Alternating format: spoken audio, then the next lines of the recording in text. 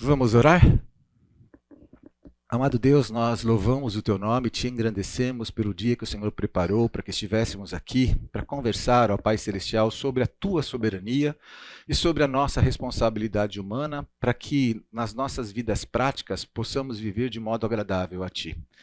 Se o Senhor não abrir o nosso entendimento, se o Senhor não permitir que nós, através do Teu Espírito Santo, enxerguemos pela fé, se o Senhor não nos der essas condições, ó Pai, serão palavras vazias, não sairemos daqui diferentes do que como entramos. No entanto, nós acreditamos que o Senhor, através da Tua palavra, fala conosco e que o Teu Espírito Santo ministra em nossas vidas, fazendo com que as nossas experiências, fazendo com que tudo que o Senhor tem nos ensinado faça sentido. E por isso oramos, em nome do Pai, do Filho e do Espírito Santo de Deus, nosso Deus, em nome de Jesus Cristo. Amém. Estranho quando a gente ora em nome do Pai, do Filho e do Espírito Santo, né? O pessoal geralmente parece assim, parece católico, né? Mas não é Deus Pai, Deus Filho e do Espírito Santo? Posso orar dessa forma, né? Mas, ok. Queridos, para a gente tentar fazer essa aula ser muito produtiva, eu vou tentar fazer uma revisão rápida daquilo que nós vimos na última aula, tá? Só que apesar dessa revisão ser rápida da última aula, ela é muito, muito importante para que a gente consiga evoluir, pacificado. Se nós não pensarmos da mesma forma, nós não vamos pacificar e automaticamente teremos muitas complexidades para poder rodar. O que a gente tem que fazer? A gente tem que alinhar. A gente tem que alinhar para a gente prosseguir. Se a gente não alinhar, a gente não vai conseguir prosseguir, tá? Vamos lá. Nós tínhamos dito que para falar sobre soberania de Deus, a gente tem que pensar Deus como um todo. Um Deus do antes, um Deus do Velho Testamento, um Deus do Novo Testamento, um Deus que se encaixa também na segunda vida, juízo final e depois. E assim, isso eu estou colocando no mínimo em 6 fases. Se a gente quiser colocar mais fases aqui, a gente consegue colocar, ok? Quando eu coloquei do antes, eu propus para vocês a ideia de Lúcifer, né, que sendo aquele que queria ser igual a Deus, ele competiu com Deus, ele achou na cabeça dele que ele poderia ser maior do que o próprio Deus. E aí eu fiz uma pergunta para vocês, a pergunta era, será que Lúcifer pegou Deus de surpresa? Né? Será que realmente ele surpreendeu a Deus ou fazia parte do plano de Deus? Se a gente pensar na relação tempo e espaço, e a relação tempo e espaço, daquilo que eu propus na aula passada para vocês, está condicionada a um determinado local, se você pensar que Deus e Lúcifer estavam no mesmo local, você poderia dizer assim, não, Deus não poderia ter acesso ao que Lúcifer ia fazer. Isso, do ponto de vista físico, poderia ser justificado. No entanto, eu tenho um versículo bíblico que me diz uma coisa que me chama a atenção, que Deus sabia que Lúcifer ia fazer. Em 1 Timóteo 5:21, na NVI, ele diz, eu exorto, Paulo falando com Timóteo, tá? Eu exorto solenemente diante de Deus, de Cristo Jesus e dos anjos eleitos, a que procure observar essas instruções sem parcialidade e não faça nada por favoritismo. Isso não está pacificado, tá? Se tem uma discussão teológica antiga também, não existe pacificação em relação a esse tema, se de fato estamos falando sobre os anjos que foram eleitos ou não, porém, existe grande parte da teologia atual que acredita, atual que eu digo, as pessoas, teólogos que entendem que esses anjos eleitos, sim, são os 2/3 que ficaram com Deus, diferente de 1/3 que foi com Lúcifer, ou que veio com Lúcifer para cá. Tá? Lúcifer, eu estou utilizando, a palavra é Satanás, na verdade, né? Mas alguns falam sobre o nome portador de luz. Então, já respondendo a pergunta anterior aqui, eu entendo que sim, que Deus sabia que Satanás iria fazer o que fez. Não pegou Deus de surpresa. Se não pegou Deus de surpresa, então eu já estou dizendo que Deus ele tinha presciência de que isso ia acontecer. Ok? Aí você vai falar, mas como é que ele tinha presciência? Porque ele permitiu que isso acontecesse. Ele poderia interromper que isso não acontecesse. Ele poderia interromper de modo que isso não acontecesse. No entanto, não interrompeu.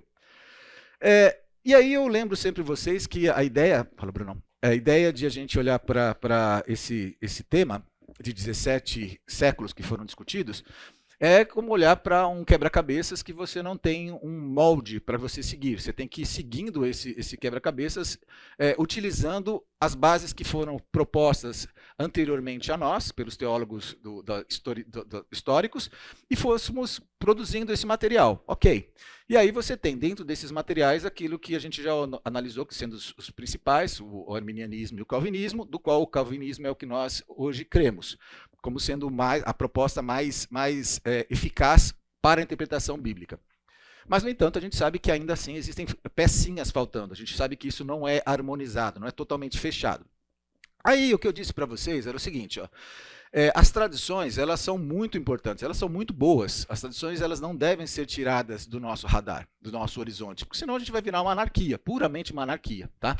No entanto, eu coloquei aqui essa cena de um filme que foi feito pelo Mel Gibson, mostrando claramente de que as tradições rabínicas, as tradições que existiam na época de Cristo, e que alguma delas ainda existem até hoje com nomes diferentes, eles não conseguiram enxergar através da leitura deles, através dos materiais que eles tinham, a Jesus como sendo o Messias. Eles não enxergaram em Cristo o Messias, em Jesus o Messias. Algumas pessoas, alguns indivíduos conseguiram enxergar, mas, no entanto, não puderam se contrapor à ordem. Eles não foram maiores do que a ordem, não quiseram se impor. Eles simplesmente aceitaram e alguns deles, obviamente, devem ter deixado as suas ordens ou seguiram a Cristo dentro das suas ordens. Isso são coisas extras bíblicos. E o que acontece é que, após mesmo a morte de Jesus Cristo, aqui a gente está relatando a morte de Estevão, o apedrejamento de Estevão, o primeiro mártir, dizendo que eles estavam fazendo aquilo que eles imaginavam que era realmente digno de ser feito.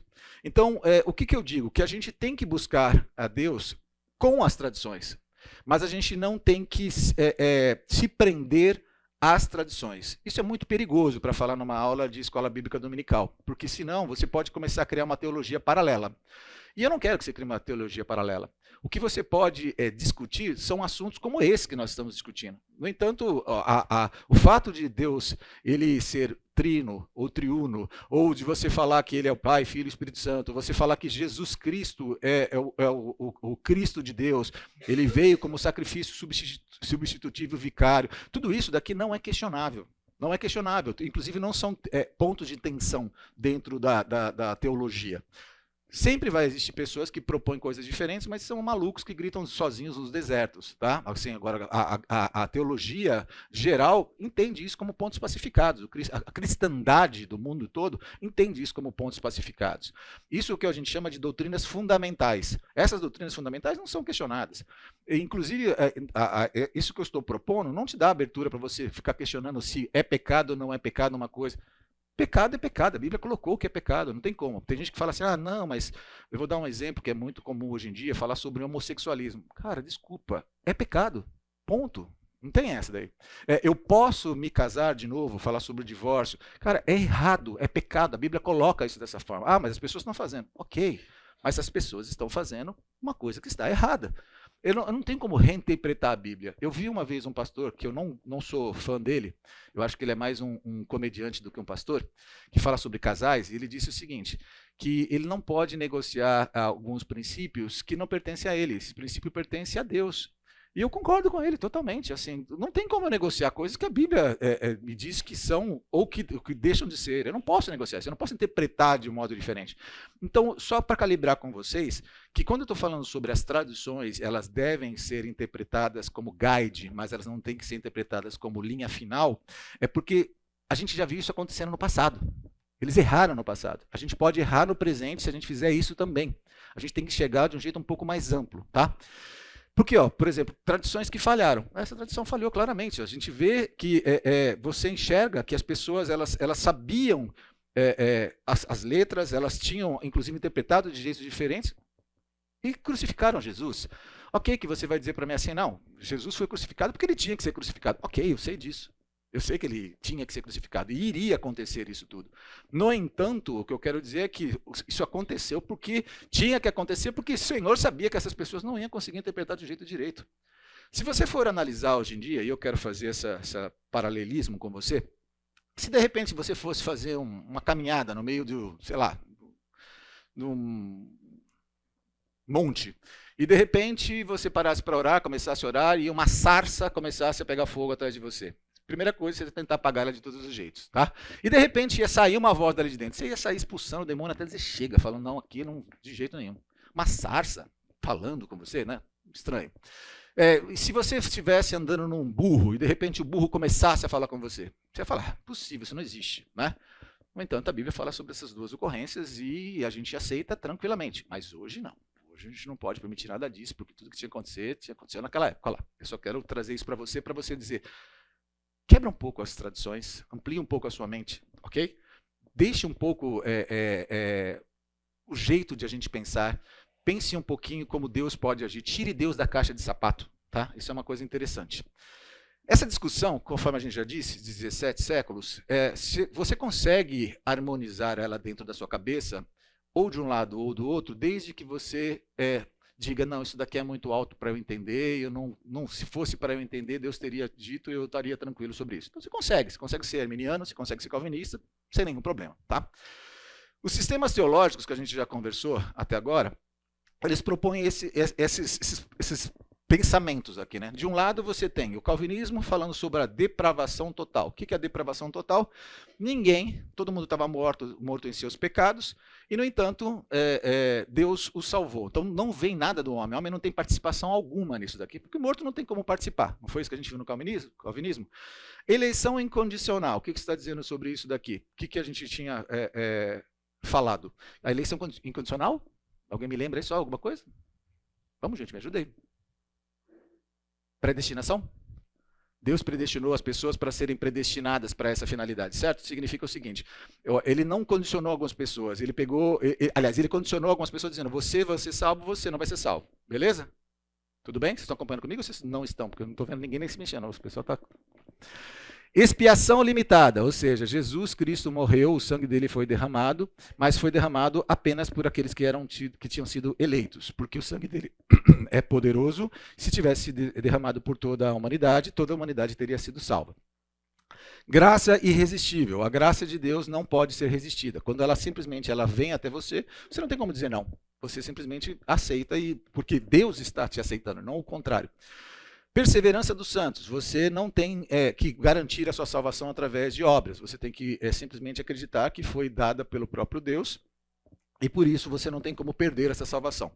O arminiano, ele diz que a depravação ela foi total, e que, de fato, sim, todo mundo não tinha condição alguma de conseguir aceitar a Cristo, especificamente. Ele fala sobre a eleição ser condicional, e aí o que ele diz? Aí eu coloquei a graça, na verdade, prevenente aqui, mas ela tem que estar aqui, né? Está embaixo. Que Deus, diferente do que os arminianos ou dos calvinistas acreditam, ele dá uma graça naquele momento que está sendo apresentado o evangelho para a pessoa, naquele momento, poder acreditar ou não acreditar, aceitar ou não aceitar. Isso é diferente de você predestinar pessoas para aceitar. Você está dizendo, está sendo colocado diante de todos, porém, aqueles que vão aceitar vão por livre vontade aceitar ou rejeitar. Expiação universal, dizendo o sangue de Jesus foi derramado por toda a humanidade, no entanto, ele só é efetivo para aqueles que aceitarem a Cristo como Senhor, único e suficiente Salvador. Graça resistível, eu posso resistir à graça, ou seja, me dado a faculdade de escolha ou de rejeição a essa proposta que está sendo apresentada. E a perseverança condicional é que o arminiano acredita que existe sim a condição de perda de salvação e que você precisa manter a sua santidade em Cristo, de modo a manter a sua salvação em Cristo. Ok? Eu falei do que eles falam, não do que eu acredito, tá bom? Aí eu comentei sobre o valor das tradições com vocês das últimas vezes, né? Eu disse que é uma lente que a gente põe para poder interpretar. Se a gente tem a base arminiana, a gente interpreta tudo através do arminianismo. Se a gente tem a base calvinista, a gente interpreta tudo através da nossa base calvinista. É normal isso, tá bom? Se você não tem base teológica nenhuma, você vai ter uma lente para interpretar. O seu background, a sua conduta de vida, ela faz com que você tenha uma cosmovisão. Essa cosmovisão existe dentro de você. Seja ela cristã ou não cristã, seja ela calvinista ou não calvinista, seja ela arminiana ou não arminiana, existe uma cosmovisão que você significa todo mundo. Quando você vê alguma coisa, você avalia através daquela lente. O que é interessante, até utilizando aqui um exemplo que nós trouxemos outro dia, dentro da aula, a gente estava falando sobre a ação de Deus no tempo e espaço, e foi feito por nós um levantamento se Deus poderia alterar o passado. Aí uma pessoa, eu não lembro exatamente, eu lembro que a minha irmã falou assim, eu acho que sim, até quando eu perdoo uma coisa que aconteceu no passado, eu acredito que eu liberto essa pessoa e tudo mais. Não sei se vocês se lembram disso, não se lembra quem foi a pessoa. O que ocorre com isso? O que aquela irmã ela falou naquele exato momento? Ela falou utilizando o background dela, a mente dela, a lente dela. Por isso que às vezes você fala assim, mas a pessoa está falando uma coisa que está diferente do assunto. Não, ela está falando uma coisa que está dentro do assunto. Dentro do assunto, na cabeça dela, está fazendo sentido para ela. Ela significa as coisas a partir daquilo. Então, assim, todos nós fazemos isso o tempo todo, tá? Por isso que para você, de repente, quando eu falo alguma coisa do calvinismo e você é arminiano, você faz assim, você pode até não balançar a cabeça, mas você pensa, não faz sentido nenhum. Ou o contrário também você faz, tá? Porque a gente tem isso. Quais são os benefícios das tradições, né, na teologia reformada? Porque a gente está com foco nas escrituras. Qualquer outro livro que a gente possa interpretar, ele não é maior do que as escrituras. Isso é um ponto que eu levantei para vocês, falando sobre uma igreja cristã, que é a Igreja Católica. A Igreja Católica, ela entende que outros livros antigos e aceitos são tão fortes ou tão eminentes quanto as escrituras. É isso que é a diferença fundamental entre a Igreja Católica e nós, protestantes. Tá? A gente faz a análise da Bíblia através de teologia sistemática, uma forma de compreensão que tem que fazer sentido em todas as escrituras. Se você tem alguma proposta, em um determinado momento, que em outro momento das escrituras você entende que ele está refutando aquela proposta, alguma coisa está errada. Está errada, não tem como. Tá? Você tem que ter isso construído sistematicamente, para que você possa não ter esses problemas aqui. Você não pode entrar no caos, você não vai ter esses absurdos sendo propostos e você não começa a ter as heresias. O que o diabo fez? Se eu fosse o diabo, eu faria exatamente o que ele fez. Tá? Eu não tenho poder contra a igreja, mas eu consigo dividir a igreja. Se eu consigo dividir a igreja, automaticamente eu consigo dividir a força da igreja. E aí, automaticamente, eu torno a igreja nula. Nós somos 64 milhões de evangélicos no Brasil e o evangelho no Brasil é pífio. É ridículo. A nossa bancada evangélica hoje nos representa, sinceramente. Você acha que as igrejas evangélicas, alguma delas, denominação, inclusive as batistas, representam o povo de Deus na terra ou no Brasil? Isto é o que o diabo está fazendo. Ele está destruindo a teologia e ele está dividindo a igreja. E dessa forma ele consegue fazer com que nós sejamos ineficientes. Aí você diz assim, mas e Deus nessa coisa toda? Deus sempre tem o controle sobre tudo. Ele está fazendo a sua obra. Eu garanto a você que ele está arregimentando o seu exército. Se eu faço parte dele, não sei. Se você faz parte dele, não sei. Só você e eu podemos responder para nós mesmos. Ocorre que Deus não é denominacional. Ele não usa uma denominação, ele não tem uma carteirinha, uma filiação, ele não trabalha assim. Então, a gente tem que mudar um pouquinho a nossa mentalidade, beleza? O que eu quero que você faça? Que você busque a Deus com as tradições. Com as tradições. Mas dá um pouquinho de Nicodemos, sabe? Seja um pouco de Nicodemos, fala assim, eu tenho entendido tudo isso, mas o Senhor me fala, quem é o Senhor? Entende o que eu quero dizer? Eu não quero que você rejeite as suas tradições, não quero que você diz, agora, a partir de agora, eu sou... Uau! Não, você vai continuar sendo quem você é, só que você vai começar a olhar com olhos críticos. E toda vez que você tiver crítica, não pergunte para outras pessoas que pensam igual a você, pergunte para a Bíblia o que ela diz para você. Veja o que a Bíblia diz para você. Ok? Entenda o que a Bíblia diz sistematicamente sobre o assunto. Quer pegar alguns livros que possam refutar ou te dar base naquilo que você está crendo? Faça isso. Ok? Estude um pouco mais isso. Por quê? Porque a gente pode ter esse problema aqui, que a gente já conversou. O cego e o elefante. Lembra? Cada um pega um pedacinho e cada um acha que é a verdade, e são verdades. Muita gente chega para mim e fala assim, pessoas não cristãs. Diz, a Bíblia, na verdade, é um livro que foi composto pelos homens, que foi reunido pelos homens e que cada pessoa entende de uma forma. Ele não está errado do que ele está falando. Ok? Mas, assim, eu defendo claramente, através da bibliologia, que o livro que nós temos nas nossas mãos é o livro que deveríamos ter nas nossas mãos. Eu estudei para isso, para poder chegar para ele e justificar. Ok? Inclusive em relações a outras religiões. E tem formas fáceis de dizer isso. Né? Falar contemporaneidade, quantidade de pessoas que escreveram, por quanto tempo foram escritos, você encontrar a linha invisível dentro dos livros, você consegue chegar a tudo isso. Mas você consegue defender isso? Você tem que ter isso daí, não fala, não, porque creio, porque eu creio. Não, você pode até certo ponto defender a sua fé do ponto de vista humano. Vai chegar uma hora que você vai ter que entrar na fé. Não tenha dúvida disso. Mas até certo ponto você pode defender humanamente. Você pode estudar um pouco sobre isso. Legal. Mas mesmo que você estude tudo isso, você vai chegar nisso aqui. Você tem uma parte da verdade, você vai encontrar uma parte dela. O que eu recomendo que nós façamos? Isso que a gente está fazendo. Que a gente entenda e questione. E que a gente aceite, mas questione.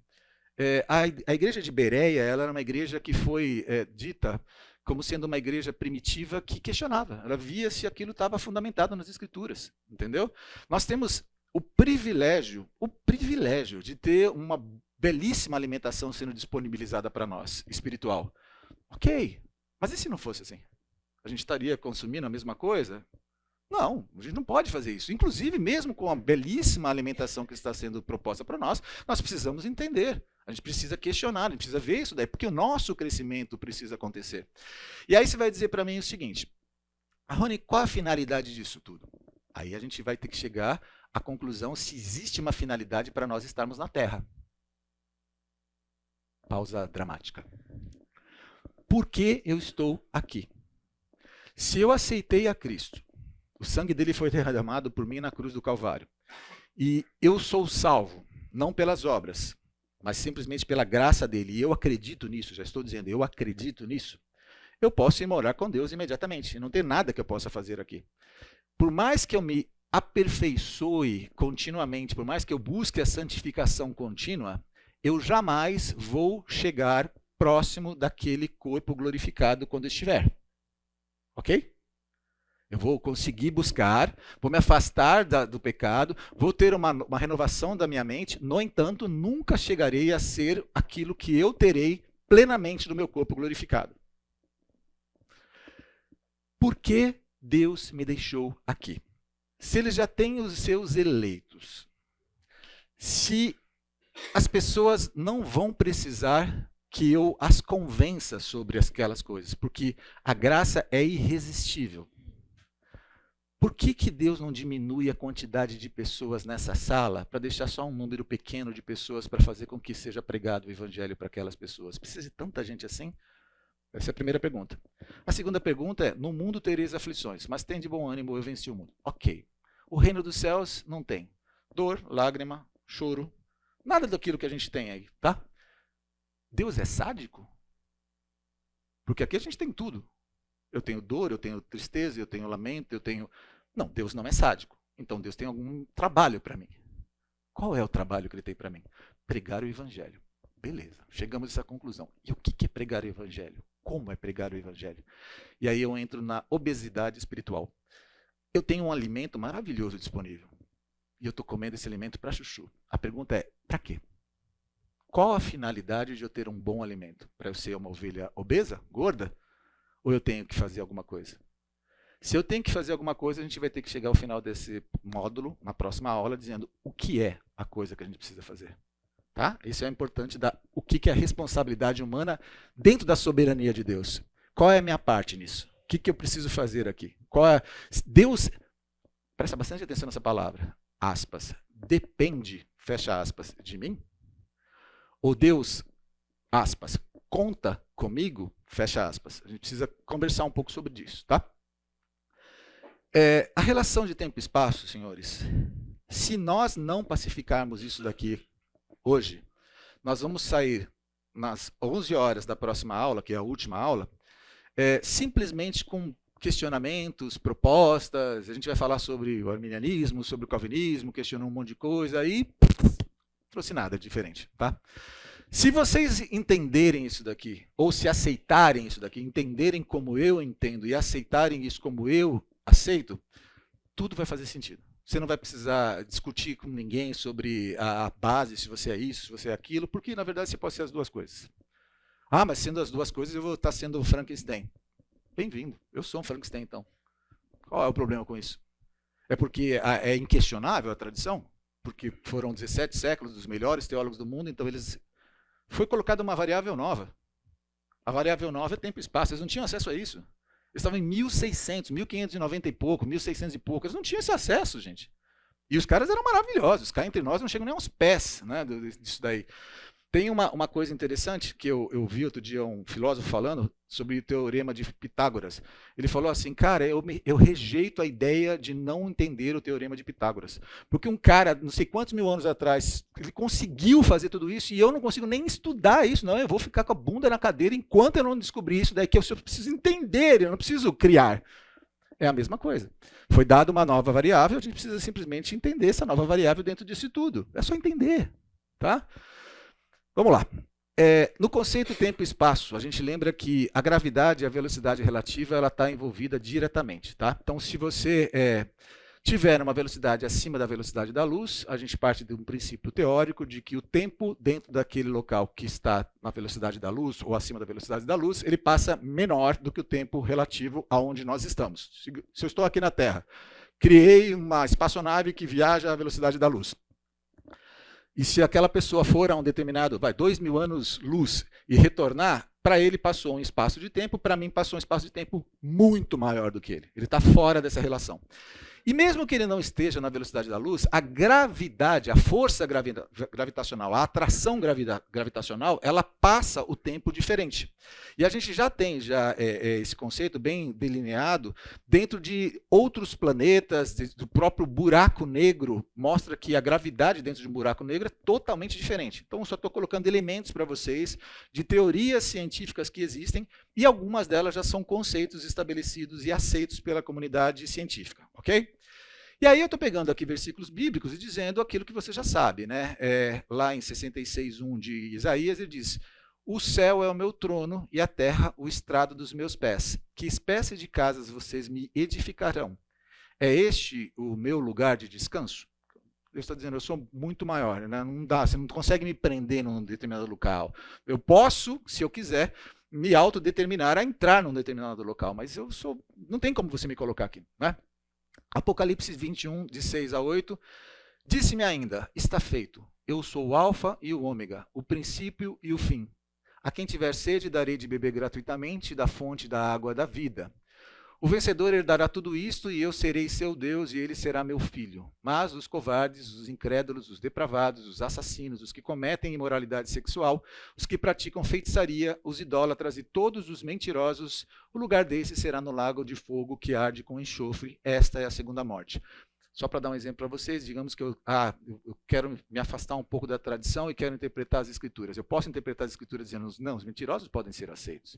Eu posso dizer, não, os feiticeiros podem ser aceitos. Não, o idólatra pode ser aceito. Cara, esquece, não tem como, tá? Não tem teologia que você possa criar, a não ser na cabeça de alguns malucos que vão te seguir, que faça sentido, tá?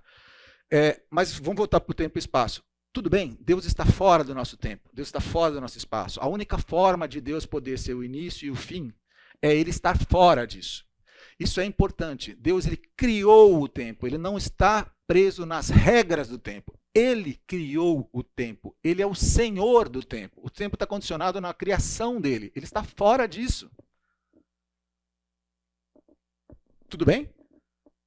Quando você pensa desta forma, por que é que eu tenho então que dizer que Deus ele precisa agir exatamente do jeito linear que eu proponho para ele? Deus ele pode ser passado, presente e futuro, e eles são vistos ao mesmo tempo, gente. Ah, não, mas Deus ele tem que ser presciente para ele poder predestinar. Não, ele tem que predestinar. Meu amigo, Deus não está preso na sua limitação, ele enxerga tudo de uma vez só, de um jeito só. Se você pensar dessa forma, você não precisa ser nem A nem B, você pode ser A e B. E está tudo tranquilo. Aí você vai falar assim, tá, mas e o que isso significa exatamente? Que a gente precisa parar de limitar a Deus. A gente precisa entender que os seus pensamentos não são os nossos pensamentos, os seus caminhos não são os nossos caminhos, ele é muito maior do que a gente, e a gente tem que tirar ele da caixinha. A hora que você tirou Deus da caixinha, você vai falar, rapaz, ele é Deus. Aí o negócio começa a ficar bom. Porque aí você fala, ele pode fazer coisas. E a gente limitou a Deus, é incrível isso, a gente conseguiu limitar a Deus.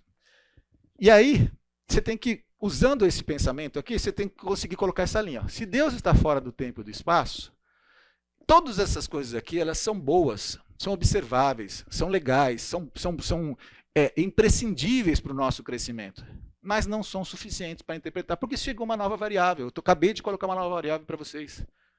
E aí tudo aqui, a gente pode estudar todas essas outras coisas, só que a gente vai utilizar o conhecimento não para poder ver se existem tensões ou não existem tensões, é como é que eu ajo diante disso. Porque a tensão desapareceu. Aí eu preciso efetivamente pensar, a minha oração muda a mão de Deus? É isso aí. Deus, eu sei que ele não é mau, já sei que ele não é mau. Como é que Deus age, por exemplo, na faixa de Gaza hoje? Será que Deus, ele determinou que as coisas acontecessem do jeito que estão acontecendo lá? Como uma vontade decretiva, ele decretou que as coisas acontecessem dessa forma? Ou será que é volitivo, ele permitiu que aquilo acontecesse, mas não decretou? E será que ele tem misericórdia de quem ele tiver que ter misericórdia dentro da faixa de Gaza hoje? Tem um monte de criança morrendo, tem um monte de adulto morrendo, eu sei disso tudo. Mas, no entanto, Deus está lá. E ele está fazendo sinais, está fazendo prodígios, está fazendo maravilhas. A minha oração, quando eu tenho orado por Gaza hoje, e Israel, é: Senhor, quem sou eu para dizer como o Senhor deve agir? O que eu te imploro é: tem misericórdia. Tem misericórdia como o Senhor é Deus de misericórdia. Tenha misericórdia de quem o Senhor tiver que ter misericórdia. E age conforme o Senhor age, porque o Senhor é maravilhoso. E dá paz no coração destas pessoas, de outras pessoas como eu que estão sofrendo porque nós não conseguimos enxergar o que o Senhor enxerga. Ah, muito fácil você falar isso daí, estar no ar-condicionado, no domingo, tranquilo, alimentado. Tá bom, mas eu poderia estar lá. E, inclusive, vou dizer uma coisa para vocês, pode ser que em breve nós tenhamos que passar por alguma coisa semelhante a isso. Pode ser. Está preparado para isso? O cristianismo, com certeza, está passando um momento de vacas gordas. Historicamente, a gente sofreu, gente. Historicamente, os cristãos sofriam perseguições. Ser cristão hoje é legal, né? Ser cristão você pode colocar no Instagram, ser cristão hoje você pode colocar adesivo atrás do seu carro. Será que vai continuar assim? Não sei. Eu quero acreditar, eu quero ser pré-tribulacionista. Eu realmente quero ser. Eu não quero passar por nada daquilo que nós podemos passar. Mas olhando para trás, vendo como Deus costuma agir, tendo a achar que a gente vai passar por uma complicação. Vamos falar sobre um assunto que é esse daqui, o teísmo clássico, tá? Lembra que eu peguei aqui, eu consegui ser mais rápido do que eu queria, que bom, ganhei 10 minutos. A gente vai entrar nessa linha daqui de baixo. Isso daqui para você está pacificado? Tá tudo bem? Tá pacificado ou tá ali, tipo, não sei direito ainda, estou entendendo como é que isso funciona. A inteligência diz, ok, vamos entender direito, né? Porque a gente vai ter que propor isso de modo prático. Como é que eu trabalho isso de modo prático, certo? Como eu ganhei alguns minutinhos, teísmo clássico e teísmo processual. O que é o teísmo clássico? Na verdade, eu consegui... tá. O teísmo processual e o teísmo clássico são duas perspectivas diferentes na teologia que abordam a natureza de Deus, a relação entre Deus e o mundo e a questão do sofrimento e do mal de maneiras distintas. Vamos explorar cada uma delas. Teísmo clássico. O teísmo clássico é a visão tradicional de Deus na teologia abrâmica, que inclui o cristianismo. Perceba que inclui o cristianismo, mas também tem o judaísmo e o islamismo. Nessa perspectiva, Deus é concebido como onipotente, todo-poderoso, onisciente, todo-conhecente e onibenevolente, todo bom. Deus é visto como criador ex nihilo, o que significa que ele criou o universo a partir do nada, ok? O universo não existia e depois, já existia o universo, depois veio Deus e Deus criou as coisas. Não, ele criou todas as coisas. Tá? O teísmo clássico sustenta a ideia de que Deus tem conhecimento completo do futuro e controla todas as coisas, incluindo eventos naturais e acontecimentos na vida das pessoas. Então ele acredita que ele controla tudo, incluindo os eventos naturais. Tá? A questão do mal é frequentemente tratada pelo teísmo clássico como parte do plano divino e o sofrimento humano é visto como uma parte misteriosa do próprio propósito de Deus, muitas vezes relacionado à liberdade humana ou à formação do caráter. No teísmo processual, já estou mudando, não é mais o clássico, é uma visão mais recente e menos tradicional de Deus na teologia, desenvolvida principalmente no século XX. Nessa perspectiva, Deus não é concebido como onipotente no sentido tradicional. Em vez disso, Deus é visto como um Deus que se relaciona com o mundo de maneira processual e em constante transformação. Deus não determina todos os eventos do mundo, mas trabalha com as possibilidades oferecidas pelo mundo em constante evolução. A gente vai falar sobre os dois, tá? O teísmo processual enfatiza a ideia de que o futuro é aberto e incerto, e Deus não conhece de antemão todos os detalhes do futuro. A questão do mal é abordada de maneira diferente no teísmo processual. O sofrimento é frequentemente visto como resultado da liberdade humana e de processos naturais, não como parte de um plano divino. Uma das diferenças mais marcantes entre essas duas perspectivas é a compreensão da onipotência divina. No teísmo clássico, Deus é considerado onipotente no sentido de que tem todo o poder para fazer qualquer coisa. Enquanto no teísmo processual, a onipotência é redefinida de forma mais limitada, enfocando o poder divino de influenciar e guiar o mundo em um processo contínuo. Ambas as perspectivas têm defensores e críticos, e a escolha entre elas muitas vezes depende das crenças pessoais e teológicas de uma pessoa sobre Deus, o mundo e a natureza do sofrimento humano. O teísmo clássico é histórico, o teísmo processual é uma coisa recente, ok? Minha ideia, teísmo clássico, teísmo processual, tá? Minha ideia. Mas eu vou explicar também que alguns conceitos do teísmo processual fazem sentido se você colocar isso daqui que a gente está colocando de tempo e espaço, mas não do jeito que eles propõem, tá? E o que você tem aqui? Que imagem você tem? O poder autolimitado, eu já coloco. Aqui você tem os pais lá no fundo e uma jovem, possivelmente a filha deles, mexendo num aparelho celular. Hoje os planos de celulares, eles permitem que você possa fazer um espelhamento dos aparelhos. Então você consegue ver o que os seus filhos estão mexendo. E você pode fazer até uma limitação daquilo que os seus filhos estão vendo. Você também pode fazer essas coisas. Ou você pode dar um aparelho celular com acesso ilimitado e deixar claramente que ele visite os sites ou faça o que ele quiser com o celular dele, e você pode simplesmente deixar para que agir e reagir de acordo com as coisas que vão acontecendo. Há prós e contras em todas as formas, tá? E as pessoas escolhem livremente como educar os seus próprios filhos. Quando a gente está falando sobre o poder autolimitado, é mais ou menos sobre isso. Eu, por ser Deus, eu tenho o poder de ver tudo o que ele está fazendo, mas eu abri mão do meu direito de ver o que ele está fazendo para reagir com ele conforme as coisas forem acontecendo. As coisas vão acontecendo, eu vou reagindo com ele e vou instruindo ele. É isso que mais ou menos o teísmo processual ele propõe, tá? E aí? Estranho, né? Fica meio estranho pensar. Mas, no entanto, se você pensar no teísmo clássico como uma coisa predestinada, que todos os eventos acontecem daquela forma, também vai ficar estranho você falar sobre como é que a minha responsabilidade humana está acontecendo nisso. Como é que a minha oração faz sentido nisso? E aí nós, novamente, conseguimos sair da zona de conflito e dizer, Deus é um ser que está fora do tempo. As minhas orações hoje são ouvidas pelo próprio Senhor. E o Senhor interage com essas orações. Aí a gente vai falar assim, não, mas você vai ter que me provar isso daí, porque no Velho Testamento eu sei que ele fazia, mas no Novo Testamento ele faz isso? No Novo Testamento ele faz isso também. E a gente vai mostrar que ele consegue fazer isso no Novo Testamento. Ele instrui também.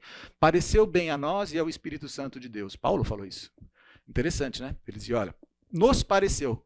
Tipo, eu e o Espírito Santo aqui, a gente conversou e a gente falou, pareceu bem a gente ir para outro lugar. Deus faz isso. Ou fazia, pelo menos, na época de Paulo. A pergunta é, faz ainda hoje?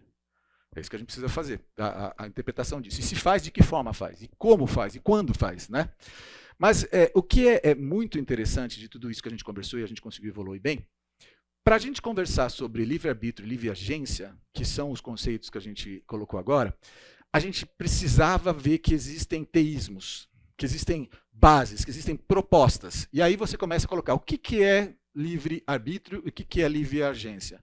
Tudo bem, para mim e para vocês, vai fazer pouco sentido se você quiser interpretar exatamente o que um diz, o outro diz. Porque às vezes é um pouco uma questão de semântica e é um pouquinho só de alteração de interpretação. Algumas pessoas dizem, por exemplo, assim, o exemplo de Augusto Nicodemos, livre-arbítrio ninguém pode ter. Livre-arbítrio só poderia ter Adão e Eva, porque eles estavam livres do pecado. Eles não tinham nenhuma inclinação para o mal. Então eles podiam ter o exercício do livre-arbítrio.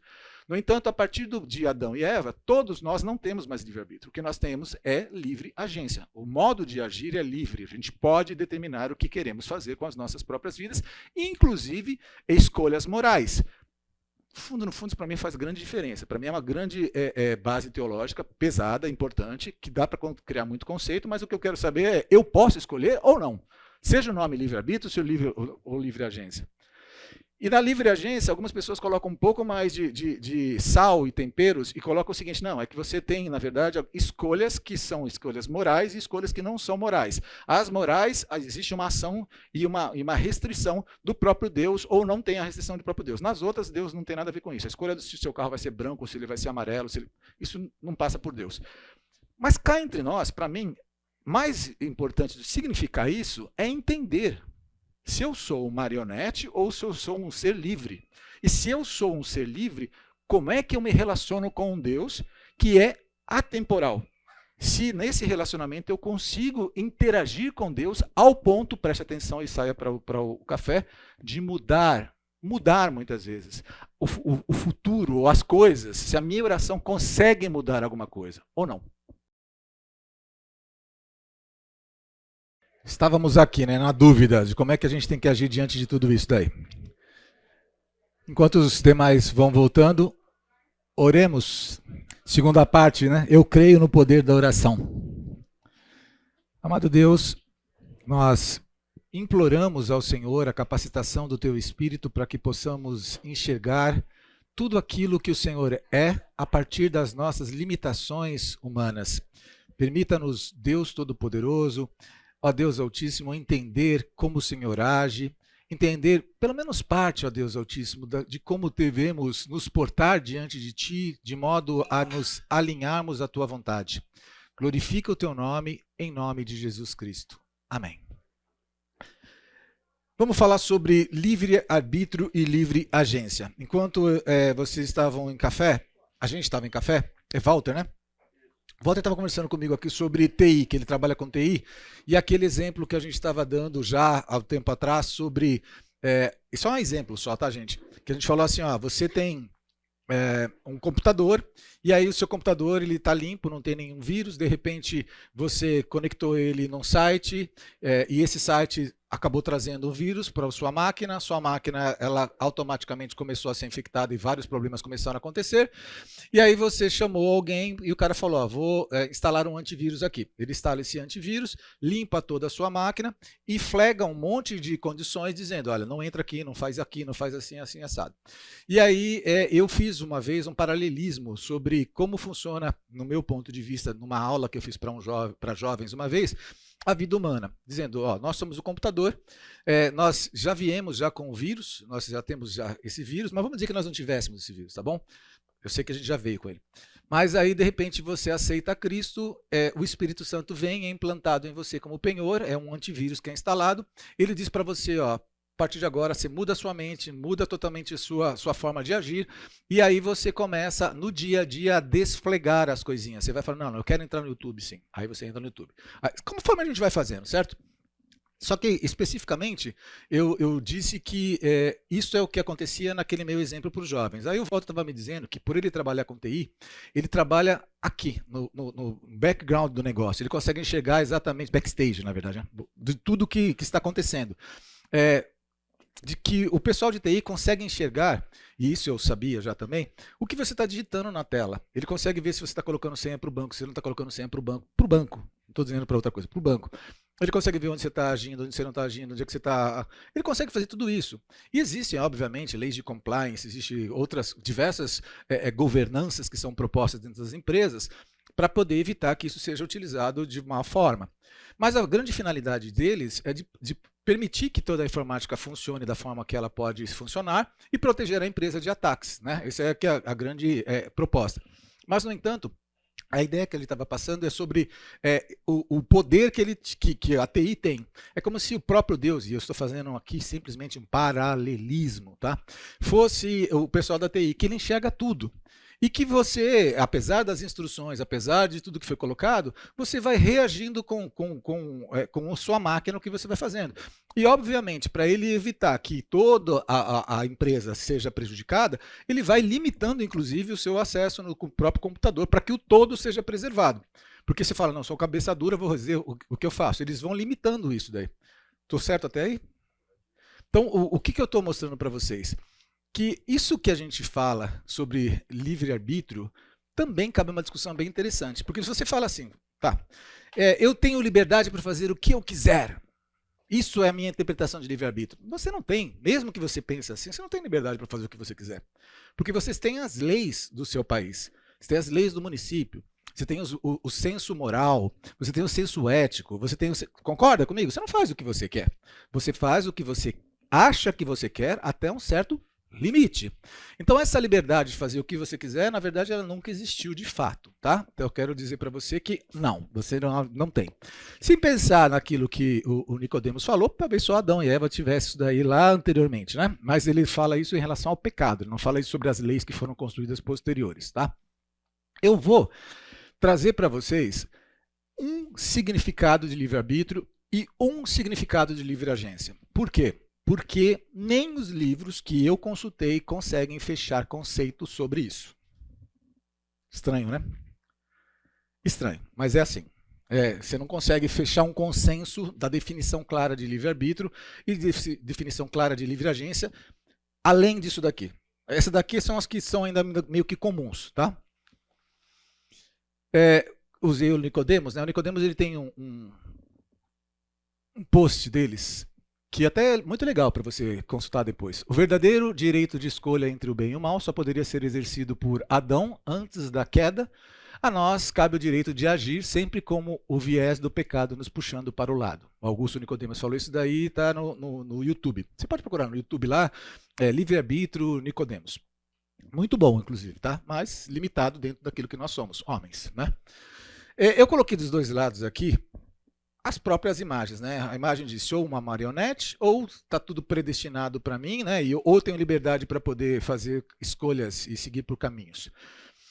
A teologia do livre-arbítrio é uma perspectiva teológica que lida com a questão da liberdade de escolha dos seres humanos em relação à sua fé, moralidade e destino espiritual. Ela é frequentemente discutida dentro do contexto das religiões abrâmicas, como o cristianismo, o judaísmo e o islã, embora também possa ser relevante em outras tradições religiosas. A teologia do livre-arbítrio pressupõe que os seres humanos têm a capacidade de fazer escolhas livres e racionais em assuntos relacionados à sua fé e moralidade, e que essas escolhas têm implicações para o seu destino espiritual. Em outras palavras, as pessoas têm o poder de escolher entre o bem e o mal, entre a crença e a descrença, e essas escolhas têm importância moral e espiritual. No cristianismo, por exemplo, a teologia do livre-arbítrio está muitas vezes em contraste com a doutrina da predestinação. Enquanto alguns teólogos defendem a ideia de que Deus já determinou o destino eterno de cada pessoa, outros argumentam que os seres humanos têm a capacidade de escolher livremente aceitar ou rejeitar a salvação e seguir a Deus. Essa questão gera debates teológicos complexos e diferentes tradições religiosas e denominações podem ter visões variadas sobre o livre-arbítrio e a predestinação. Além disso, a relação entre a soberania de Deus e o livre-arbítrio humano é uma questão filosófica e teológica profunda que tem ocupado a mente de teólogos e filósofos ao longo da história. Em resumo, a teologia do livre-arbítrio aborda a questão da liberdade de escolha humana em questões religiosas e morais e seu impacto no destino espiritual. É um tópico central em muitas tradições religiosas. Isso é livre-arbítrio em uma proposta. Não é a proposta, é uma proposta, tá? Aqui é livre-agência em uma proposta. A teologia da livre-agência é uma perspectiva teológica que se concentra na ideia de que os seres humanos têm a capacidade de agir de forma independente e tomar decisões autônomas, especialmente em relação a assuntos de fé, moralidade e escolhas espirituais. Essa perspectiva enfatiza a importância da capacidade humana de agir livremente, em contraste com uma visão mais determinista ou predestinacionista. Isso aí. Ao contrário da teologia da predestinação, que sustenta que Deus determina de antemão o destino de cada indivíduo. A teologia da livre agência afirma que as pessoas têm a liberdade de escolher e agir de acordo com suas próprias decisões e vontade. Essa visão é particularmente relevante em muitas tradições religiosas cristãs, onde a questão da livre agência versus predestinação tem sido objeto de debates teológicos por séculos. A teologia da livre agência pressupõe que os seres humanos têm a capacidade de aceitar ou rejeitar a fé e de fazer escolhas morais e espirituais significativas. Vocês vão perceber, inclusive, que tem pessoas que acreditam na livre agência, mas não acreditam nessa frase que eu acabei de ler aqui, tá? significativas e de moldar o seu próprio destino espiritual. Ela valoriza a responsabilidade individual e a moralidade pessoal, uma vez que acredita que as pessoas são responsáveis por suas ações e escolhas diante de Deus. Embora a teologia da livre agência seja enfatizada em algumas tradições religiosas, é importante observar que nem todas as denominações religiosas ou tradições teológicas compartilham essa visão. A teologia da predestinação, por exemplo, é sustentada por algumas correntes do cristianismo, como o calvinismo, que acreditam que Deus predestina aqueles que serão salvos ou condenados. Em resumo, a teologia da livre agência é uma perspectiva teológica que enfatiza a capacidade humana de agir de forma independente e tomar decisões autônomas, especialmente em questões de fé e moralidade, em contraposição à predestinação divina. É um tópico central de debate e reflexão na teologia e na filosofia religiosa. Se você ler rápido uma e ler a outra, você fala, são as mesmas coisas. Se você ler rápido, né? Se você ler detalhes, você vai começar a perceber que existem alguns pequenos detalhes efetivos.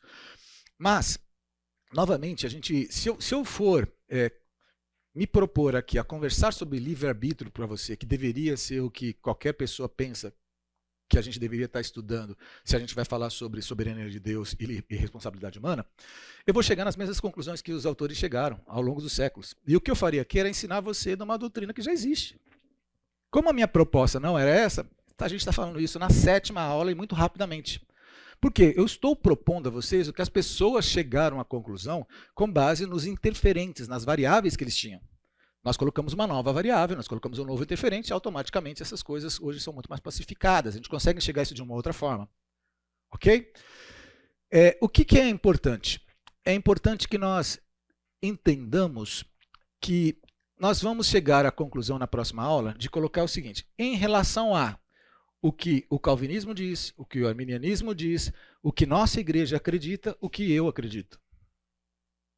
Porque assim, se a gente colocar claramente, aí você fala, eu posso falar em nome da igreja? Não, a única forma de eu falar em nome da igreja é se eu conversasse com todas as pessoas e tivesse uma declaração sobre todos esses pontos.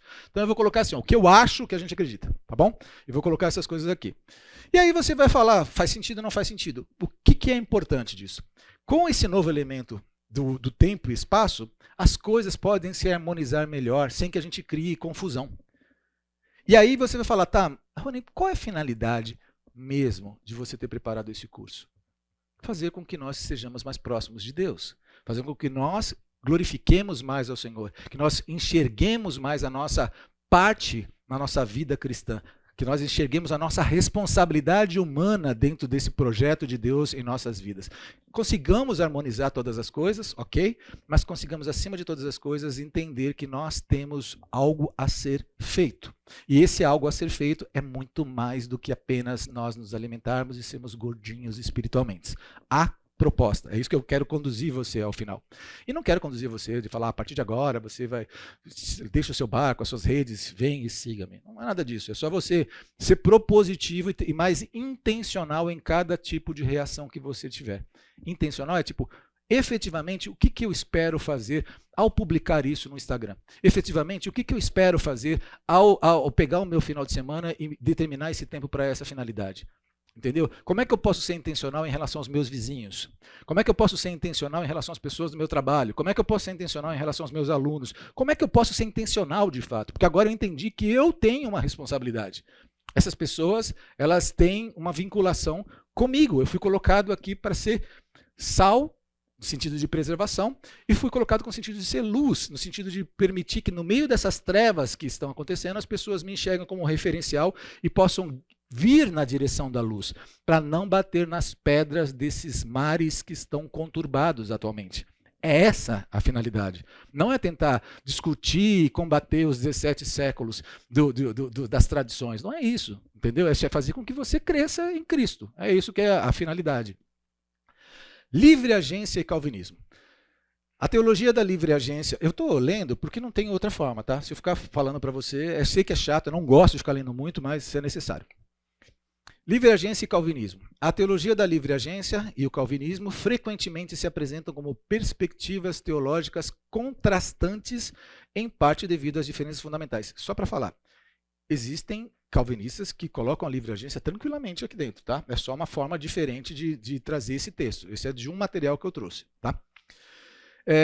contrastantes em parte devido às diferenças fundamentais nas crenças sobre a soberania divina e predestinação. O calvinismo é uma tradição teológica que se baseia nas doutrinas elaboradas por João Calvino, e uma de suas crenças chaves é a predestinação, que ensina que Deus escolheu de antemão quem será salvo e quem será condenado. Independente das ações ou escolhas humanas, essa visão da predestinação é muitas vezes chamada de duplo predestino, implicando que Deus escolheu tanto aqueles que seriam salvos como aqueles que seriam condenados. No entanto, há calvinistas que tentam reconciliar a teologia da livre agência com o calvinismo, embora essa reconciliação possa ser complexa e sujeita a interpretações diversas. Aqui estão algumas maneiras pelas quais alguns calvinistas tentaram harmonizar essas perspectivas. Compatibilismo. Algumas correntes do calvinismo defendem o compatibilismo, que é a ideia de que a predestinação divina e a liberdade humana podem coexistir. Argumenta-se que, embora Deus tenha predestinado tudo o que acontece, ele também ordenou que as coisas humanas sejam feitas de acordo com a sua natureza, com a natureza de cada indivíduo. Isso significa que as pessoas agem de acordo com a sua livre agência, mas suas escolhas estão de alguma forma alinhadas com a vontade de Deus. Existe uma coisa que a gente vai conversar depois, que é mais ou menos assim. Você, ainda que tivesse liberdade de escolha, você vai escolher aquilo que você já foi preparado para escolher. É mais ou menos isso. Entende o que eu quero dizer? Você tem seus gostos. Eu vou fazer uma forma que você vai entender claramente. É incrível isso que eu vou fazer com você. É incrível, incrível. Chama-se Instagram.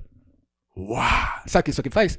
Quando você entra aqui, ele te dá tudo aquilo que você gosta. Ele vai entrar exatamente em que você faz. E todas as escolhas que você faz e tudo que você vê está aqui dentro. Por quê? Porque ele conhece você. Ele simplesmente entende onde você frequenta. Ele entende ele ouve o que você fala. Ele vê o que você curte. Ele vê, inclusive, em outras redes. Uau, incrível. Aí o que ele faz? Ele conduz você. E aí você fala, não, é minha vontade livre fazer isso. Você está fazendo simplesmente aquilo que você foi programado para fazer. Entendeu?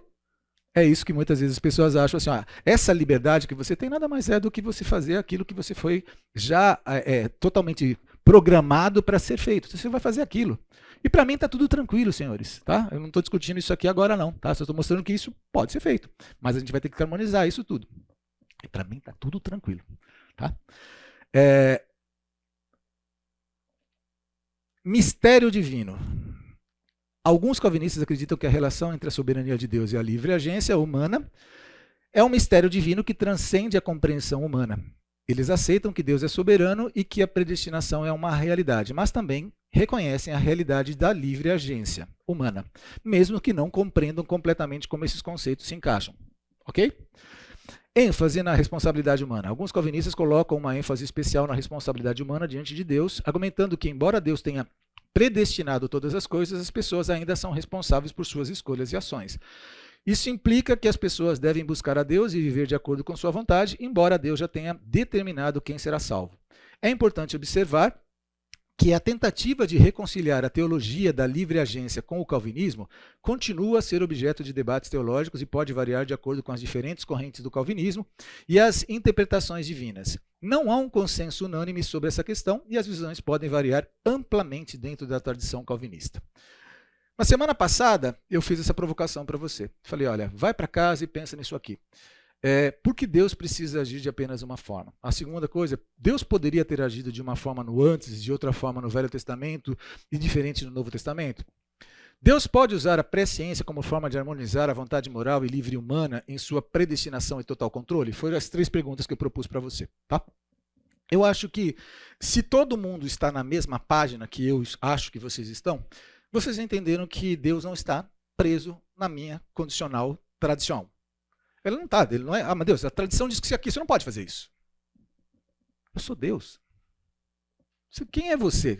Com meus pensamentos, seus pensamentos, você. Será que aquilo que eu já falei com Jó, você não entendeu direito? Eu falei, Jó, eu faço do jeito que eu quiser. Onde eu quero chegar com você? Senhores, eu como homem, como pessoa, tá bom? Não tenho nenhum problema para aceitar as tradições cabalmente. Não tenho nenhum problema. Seja ela a tradição calvinista, seja ela a tradição arminiana. Eu não tenho nenhum problema. Eu entendo que as duas têm pontos que fazem sentido. Quando eu vou pegar o que a Bíblia me diz e vou colocar uma linha, pego uma folha em branco, tá bom? Pego uma folha em branco e coloco assim, calvinismo risca, coloca assim, arminianismo. E vai colocando cada um dos pontos, eu vou traçando, dizendo, bom, aqui eu sou isso, aqui eu sou isso, aqui eu sou isso, aqui eu sou isso, aqui eu sou isso. Aí eu começo a perceber que eu sou muito mais calvinista, mas muito mais calvinista do que ser arminiano, tá? Mas aí alguém pode falar assim, não, mas é que dentro do calvinismo que você está esperando, você está falando do calvinismo duro, existe o calvinismo moderado, aí vai me trazendo uma nova, e eu vou pegando essas outras coisas e vou dizendo, faz sentido para mim. Mas mesmo com tudo isso feito, mesmo com todos os recursos disponíveis atualmente, chega um momento que eu digo, mas está faltando coisa, está faltando peça no quebra-cabeça. Que foi a proposta feita desde o primeiro momento. Quando eu vou analisar essas coisas as peças que estão faltando, aí eu fiz um exercício, que era o exercício de ir para a ilha deserta. Eu falei, bom, agora deixa eu pegar essas tradições aqui, que eu respeito, que eu acho que são fantásticas, e vamos olhar a Bíblia agora numa ilha deserta. Peguei ela lá, claro que eu já tinha influências, não tinha como eu ser neutro nisso, né? Mas eu tentei ser neutro, e olhei e falei, tá, e como é que faz isso daqui? Que foi o que eu propus para vocês. E aí, quando isto fez sentido para mim, isso não foi agora, faz bastante tempo, foi dessas impressões do extra-tempo. Eu falei, ele não precisa ser isso, ele não precisa ser aquilo, ele pode ser tudo. Isso que eu estou falando para você dentro de um seminário teológico é digno de reprovação imediata. É assim. Você vai chegar e falar, não, desculpa, você está errado. Ou alguns professores vão dizer assim, não, você permite que você fale isso. Mas a instituição mesmo, assim, livre, ela vai dizer, você vai ter que seguir por um lado e por outro. Aí eu volto lá para 1992, professor Ernesto Tonini, Russell Shedd era da Batista e o Ernesto Tonini era da Batista do Povo, e os dois juntos disseram aquilo que tirou meu chão, dizendo, vocês vão sair daqui a 4 anos, possivelmente com mais dúvidas do que vocês entraram aqui.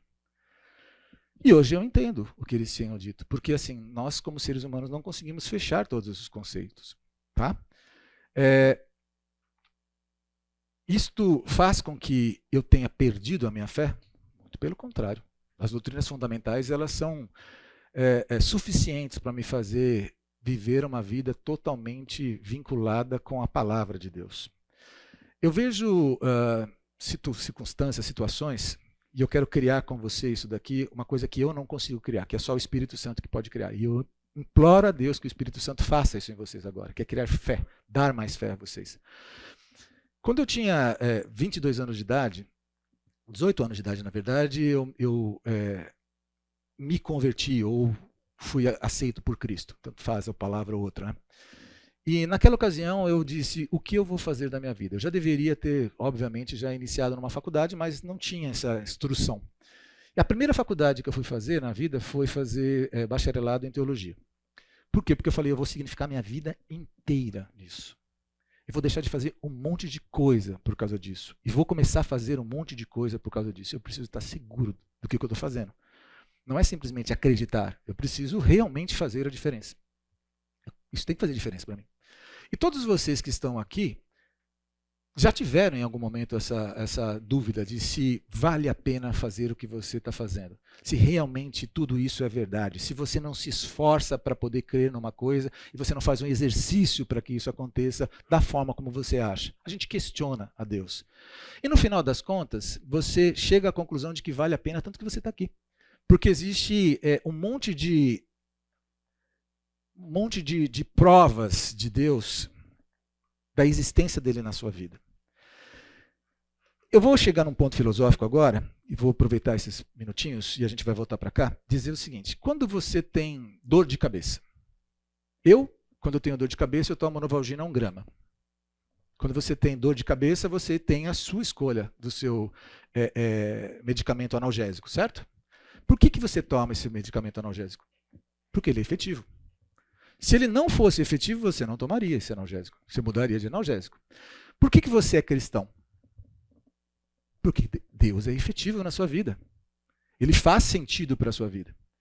Agora, se você está tomando um medicamento, eu vou entrar agora numa seara um pouco complicada, que é homeopático, e que você entende que você tem que continuar tomando ele mesmo que ele não faça resultado, até que ele comece a fazer resultado, vai ser demorado tanto tempo.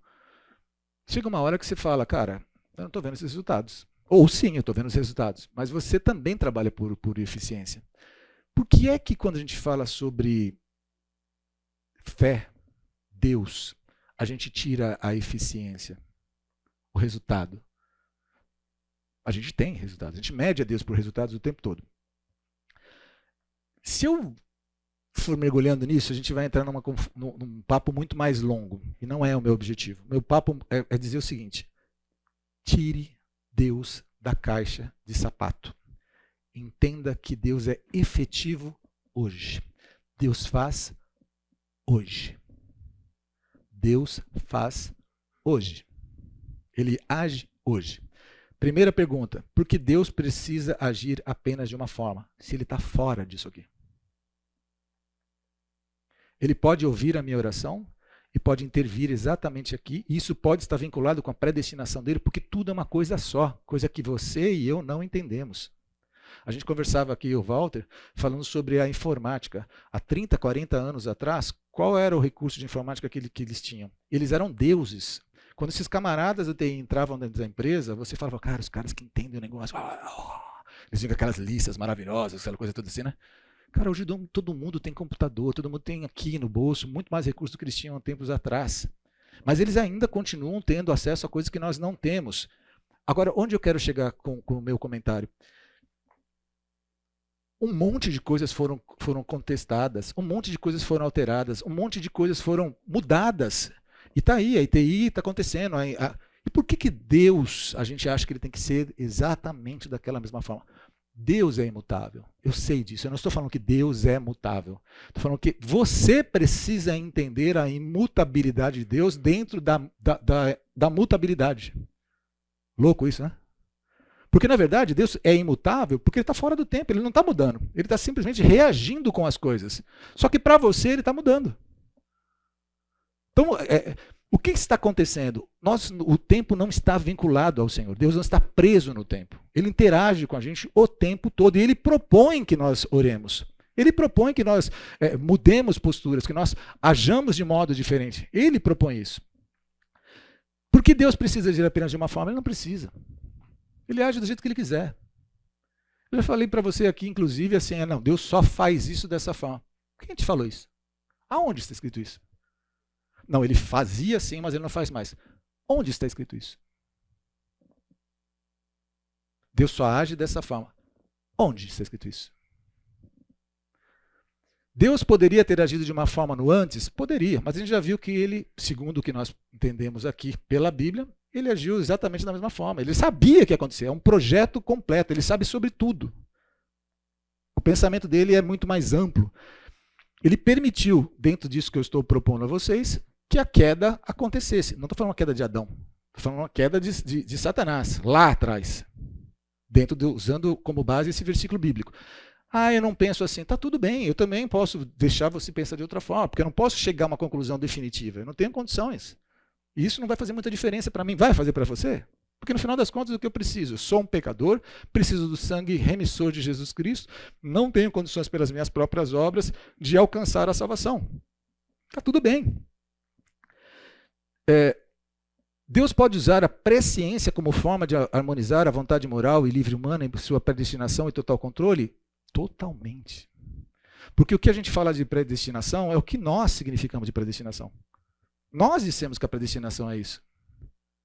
Foi a gente que falou, foram os seres humanos. A gente pegou, em algum momento foi falado, alguém escreveu, alguém significou, e assim nós estamos hoje com as nossas escrituras dessa forma. E a gente entende exatamente desta forma. Aí você vai falar assim, não, peraí, nesse momento você está pegando pesado, Rony, porque está escrito. Tá bom. No entanto, muitas pessoas chegaram para Jesus e disseram assim, não, porque está escrito assim, assim, assado. Aí ele falou, mas você viu também que tinha sido dito assim, assim, assado? E aí? Aí você fica com a sua tradição ou com Jesus. Aí a gente fala, não, mas eu teria agido diferente se eu tivesse na época que Jesus estava na Terra. Você teria agido exatamente igual. Se você era um crente ordinário, um cristão ordinário, você não ia ser cristão, na verdade, né? Assim, se você fosse um estudioso, um judeu ordinário, tradicional, que honrava as escrituras, você ia ser Paulo, talvez. Talvez você ia ser um desses daí. Por que o Senhor pegou quem ele pegou? Ele pegou estudiosos? Não. Ele pegou homens eloquentes? Não. Ele pegou as coisas loucas e instruiu. Porque a sabedoria jamais ia conseguir aceitar a Cristo.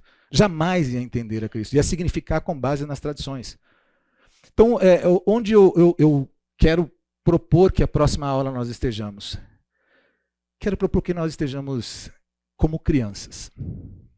Quero que a gente entenda um pouco que a gente tem que ser livre para poder olhar para as Escrituras e enxergar um Deus de amor, um Deus que tem o controle sobre todas as coisas, um Deus que nada foge ao seu controle absoluto, perfeito, a enxergar de que eu tenho, sim, escolhas morais, eu posso escolher moralmente as coisas, e que ele continua sendo soberano, o poder final é dele, mas ele é misericordioso e se relaciona comigo como um pai, e como um filho eu posso pedir ao Senhor, não somente que ele me ajude a aceitar a sua vontade, mas que ele mude algumas situações e ele simplesmente vai falar comigo ou amorosamente, de um modo respondendo positivamente, ou vai me dizer, a minha graça te basta.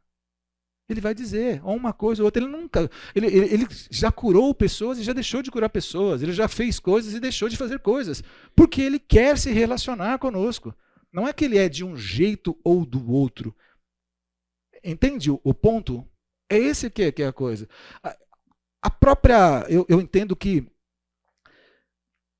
a oração ela tem um efeito tão poderoso, o jejum tem um efeito tão poderoso, que Jesus usava. Você imaginou já que Deus encarnado saía para orar? Que Deus encarnado saía para jejuar? Por que Deus precisava orar, gente? Por que ele precisava jejuar? Qual era a finalidade disso? Se tudo já estava efetivamente predestinado. Não, era para ele buscar forças em Deus, mas ele é Deus. Mas ele estava como humano. Ele estava buscando forças em Deus para que ele pudesse se submeter a toda a vontade daquilo que já estava predestinado e determinado. Sim, mas o corpo humano dele dizia, eu não consigo. E ele buscava em Deus. Ok, então eu preciso fazer isso também.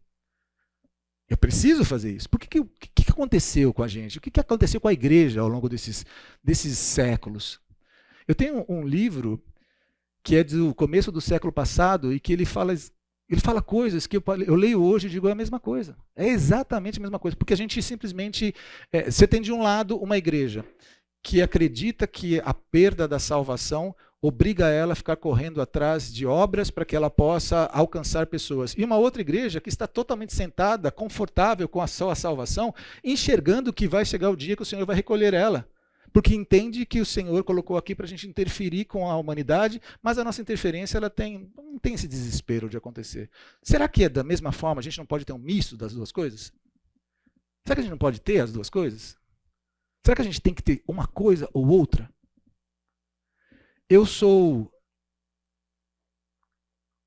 suficientemente inteligente para dizer para você, entre A ou B, eu fico com B. Eu fico com B.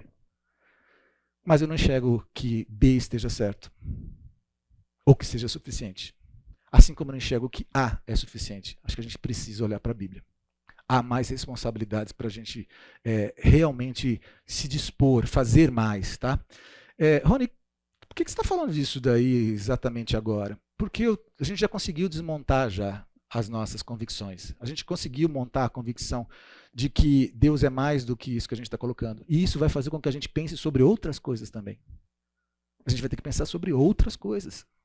Se a gente desmontou esse pensamento, a gente vai ter que extrapolar esse pensamento para outras coisas. Não tem como. Você está mudando a sua cosmovisão. Se mudou a sua cosmovisão, você precisa mudar as outras coisas. Você precisa pensar mais sobre outras coisas. Por isso que eu estou colocando esse assunto. Você fala, mas estava entendendo porque você estava colocando isso. Por isso. Você precisa pensar e questionar outras coisas também. Tá? Meu objetivo, orando ontem ao Senhor, eu falei, Deus, que nós tenhamos na nossa sala um reavivamento espiritual. Não como os carismáticos ou pentecostais assim entendem, mas como o Senhor entende. Que os nossos corações inflamem, que as nossas mentes inflamem, que nós busquemos a Tua vontade de um modo a servir ao Senhor, em tempo e fora de tempo. Que nós entendamos, Senhor Deus, de que nós estamos aqui como embaixadores Teus e que temos uma comissão proposta a nós. Essa comissão ela é proposta que nós sejamos ativamente efetivos nela, que nós estejamos continuamente fazendo a preleção do Evangelho, a pregação do Evangelho. E que nós enxerguemos que em algumas situações nós vamos precisar do teu poder sobrenatural, nós vamos precisar efetivamente, não só do teu poder sobrenatural para convencer, porque sempre vai ser o poder sobrenatural. Quem convence um pecador do pecado é o Espírito Santo. Sempre será sobrenatural a conversão de uma pessoa. Mas às vezes você vai depender também de outros recursos. E é Ele que vai te dar esses recursos. Cabe a mim pedir. Se Ele vai fazer o que eu vou pedir ou não, é com Ele. Ele é Deus. É assim que a coisa funciona, senhores. Agora, eu não vou deixar nada, nenhuma tradição, nunca me impedir de ser cristão bíblico. Nunca.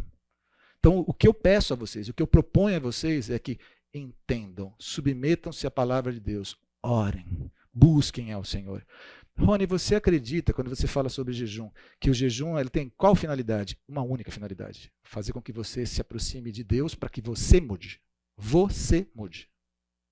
Não é jejuar por carro, jejuar por casa, jejuar por filho, jejuar por pai. Jejum é por você. É para que você tenha um momento mais próximo de Deus. Mas o Espírito Santo está dentro de você. Tá bom. Estava dentro de Davi também. Reis, profetas e sacerdotes. Lembra? Davi jejuava. Jesus jejuava, mas eu não jejuo. Tá tudo bem, né? Então a gente precisa ser desafiado a isso. O que eu gostaria muito é que vocês saíssem inflamados por isso tudo. Que vocês, cada final de semana eu tenho proposto uma coisa. Discutam sobre isso, não é? Continuem discutindo sobre isso. Vejam se eu sou digno de tomar uma tomatada. Posso receber uma tomatada. Não sou o Senhor da verdade. 17 séculos de palavra. Quem sou eu para poder dizer que eu estou com a verdade aqui, né? Muitas pessoas falaram que tinham também. O que eu estou propondo a você é simplesmente aceitem aquilo que foi passado no passado, que foi informado no passado, né? Como certo, como verdadeiro, mas como insuficiente. Enxerguem que Deus é tudo isso daí e simplesmente busquem servir ao Senhor da melhor forma possível. Na semana que vem, nós vamos perguntar, existe um centro da vontade de Deus? A gente vai responder, obviamente, sim, existe. Mas existe, por exemplo, Deus se preocupa se eu vou fazer medicina ou engenharia? Deus se preocupa se eu vou mudar para Valinhos ou se eu vou mudar para Vinhedo? Deus responde uma oração de se eu devo sair do meu trabalho ou não sair do meu trabalho? Se existe uma pessoa certa para mim, para eu me case? Tudo isso a gente vai conversar na próxima semana, tá?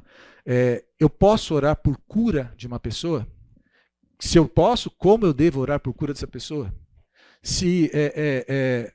A gente tem que pensar um pouco disso daí e pensar fora da caixa. E eu não vou propor a você dizer, não, é isso, é aquilo. Eu vou dizer o que eu penso, você vai dizer o que você pensa e você vai sair daqui com a forma que você quiser, porque a gente vai falar sobre responsabilidade humana. Na semana que vem a gente vai falar puramente sobre qual é a minha responsabilidade humana. O que eu preciso fazer diante de tudo isso daí que está acontecendo? Tá? Prepare-se. Se quiser trazer versículos bíblicos para a gente poder conversar, a gente vai conversar muito mais. Vai ser muito menos expositivo e muito mais conversa. Então prepare-se, porque assim, eu não vou tentar convencer você, tá? Eu vou simplesmente propor o meu pensamento.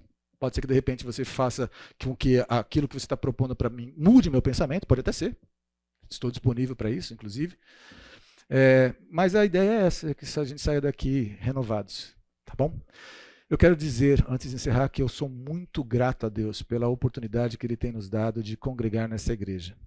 Essa igreja, ela é um canal de bênção para outras igrejas. As pessoas dessa igreja têm acesso a informações que poucas pessoas têm. E nós podemos ser muito mais úteis do que temos sido. Estou falando como indivíduos, não como instituição. Tá? A instituição ela tem feito tudo aquilo que ela tem podido fazer. Os indivíduos podem fazer mais. A gente pode fazer mais do que isso daí. Quero agradecer a você pela forma respeitosa que você veio até aqui, a forma da condução desse curso até agora, e que eu me sinto muito honrado pela presença de vocês. Eu sei que a gente tem muita gente boa aqui. muita gente de muita qualidade intelectual, muita qualidade humana e também teológica, tá? E para mim eu acho interessantíssimo isso.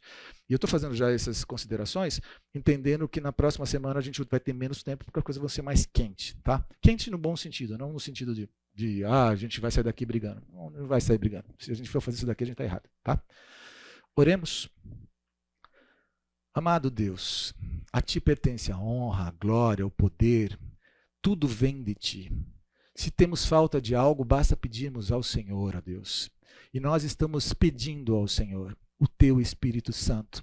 Porque o Senhor nos disse que se nós pedíssemos, o Senhor não nos negaria. E aqui estamos pedindo sabedoria na Tua palavra, conhecimento, ó Deus Altíssimo, para que possamos ser instrumentos do Senhor na manifestação do Teu reino, para que possamos ser luzeiros em meio ao mundo de trevas. Nunca antes, ó Deus, na minha vida de 53 anos, eu vi a necessidade tão iminente de sermos luz e de sermos sal. Capacita-nos, nós te pedimos. Permita-nos ter uma excelente semana e voltarmos para cá no domingo, ó Deus, para louvar o Teu nome e engrandecer a Ti, em nome de Jesus Cristo. Amém.